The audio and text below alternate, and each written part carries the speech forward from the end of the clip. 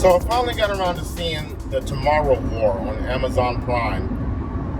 Prior to watching it, I had heard some pretty lukewarm and negative reviews about this movie. So I don't know what made me sit down to watch it.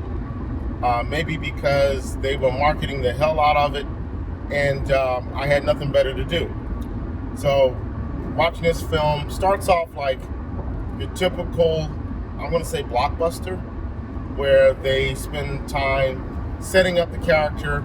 Chris Pratt plays Dan Forrester, and they set up the whole first act, establishing him as a family man. He's up for a promotion or for a job that he really wants. He doesn't get the job, so boom, right there we've got one character motivation set up. He has to make sense of his life. He has to find meaning. We also meet J.K. Simmons as Chris Pratt's dad. And I tell you, looking at J.K. Simmons in this film, he takes away every excuse that I have as a middle-aged man to get in shape, because he looks amazing in this movie. So then we learn that Chris Pratt and his dad have had a falling out because the dad left the family for reasons I don't want to go into. But so now we've got, we're going to see something happen in the third act where they do a reconciliation. Pretty standard stuff. So up to this point, I'm like, this is not going to be anything unique. And ultimately, it's not anything unique. Much like Black Widow, which I reviewed earlier, it's a rehash of a lot of stuff you've seen before. Namely, Edge of Tomorrow comes to mind with Tom Cruise, a movie that came out, 6 years ago now. Now that movie, in of itself, was a ripoff of Groundhog Day.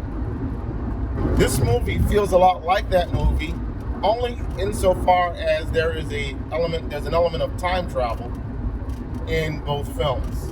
There's also the element of the fact that there's this alien species that is going to exterminate humanity on Earth. Now, where Tomorrow War kind of makes itself unique from Edge of Tomorrow is that it's a much more high concept film than Edge of Tomorrow. Edge of Tomorrow, like I said, is basically a ripoff of Groundhog Day. This movie steals a lot from Edge of Tomorrow, but it does step up the concept a little bit, in that people in the year 2022, I believe it is, the premise is that people in the year 2022 are drafted into a war that takes place 30 years later in 2052, something like that, because an alien species has arrived on Earth and they have wiped out humanity, so much so that there are only 500,000 people left. And in a pretty amazing scene, I will admit, people from the future come back into the past, into 2022. We are fighting a war 30 years in the future. Is this a joke? They come from 2052 to 2022 to warn humanity that they need our help in the past. And they draft people, send them to the future to fight. That's basically the premise right there. Like I say, nothing terribly unique whatsoever. But I tell you what, I was entertained by this movie. I think Chris Pratt, although I prefer him as Star-Lord, he plays it rather straight in this film, in terms of not a lot of wisecracking, as far as I can remember. Most of that is relegated to Sam Richardson, who I love that guy. I loved him in Veep, the Julia Louis-Dreyfus vehicle from HBO. I loved his cameo appearance or his featured appearance in Curb Your Enthusiasm last season. I just think he is a funny guy. I love his delivery. He's kind of like the comic relief. He's not even that comical. He's just a nervous guy who's drafted into a war and he has no clue what he's doing. The movie also stars Yvonne Strahofsky, I believe her name is. I don't know what it is about her. I just love her as an actress. There is a plot twist involving her character that ties back into the past, into 2022. I'm not going to say much more than that. What I find interesting about that twist is that it's revealed within the first act. And on the one hand, I'm thinking to myself, man, that would have been a better reveal had they saved it for the third act, where it would have much more resonance, or it'd be much more of a surprise. But I do credit the film for getting that twist out of the way in the first act. And they do it without much aplomb, without much fanfare. It's just a matter-of-fact kind of reckoning. And I do commend the film for that, for not doing something that the rest of Hollywood would have done in playing up that twist.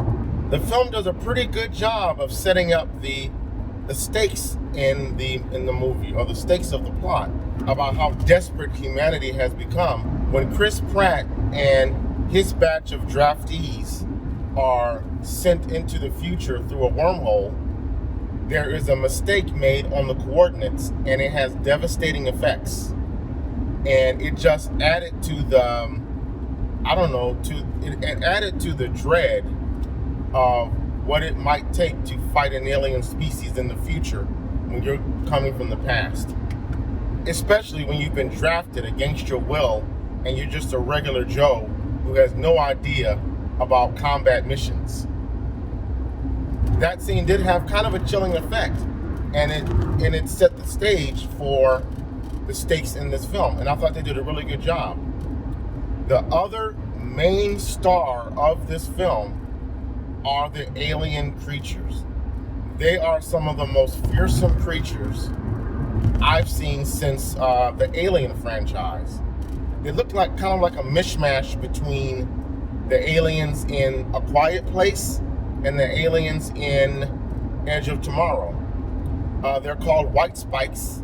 They are ferocious, they're fast, they're agile, and they have two tubules that project off of their back that allow them to shoot spikes. Now that gets a little implausible. I'm thinking to myself, well, they're shooting parts of their body. How do they generate this stuff? You know? I can see that if they shot venom, but to shoot solid spikes, it got a little implausible. But it's still made for a hell of a creature. The design is amazing. The special effects, the graphics on these things are amazing as well. Actually, the special effects all through the movie are amazing. So I know it's not getting the best reviews. I think it stands at a 54% on Rotten Tomatoes, but I did have a good time with it. Standard fare. You can see a lot of the stuff coming miles ahead. Like I said, you can see all of the setup, and you can pretty much guess the payback throughout all this film.